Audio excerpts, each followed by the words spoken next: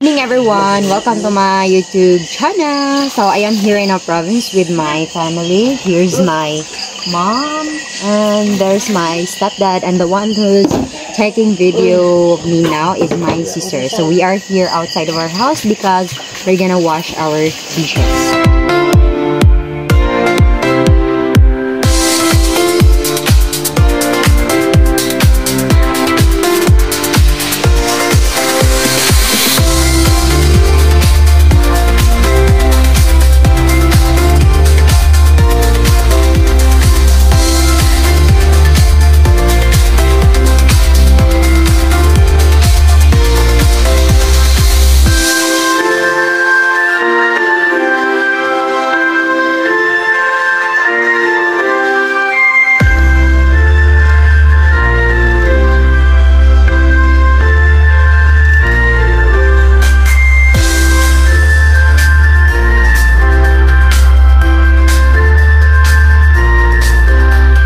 My mom is getting the grease and the corn of our plates or our dishes, and she's putting soap, and what I'm gonna do is to rinse all of our dishes. So this is what we call here cooperation. The reason why we are washing here outside of our house because we don't have kitchen and dining room anymore, because they were tearing it up a few weeks ago because we are building our new house, our new kitchen and new dining room.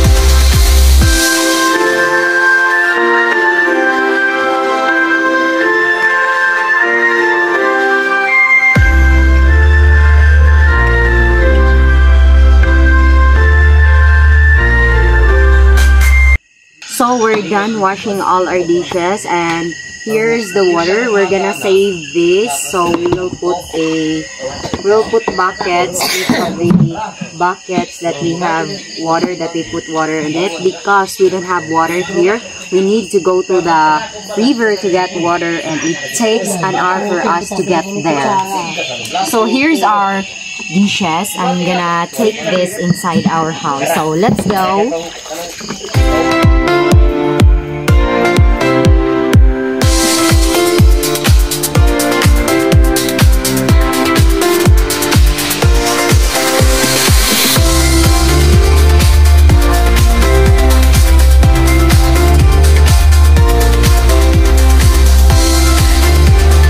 I'm just gonna put our plates here, and come in.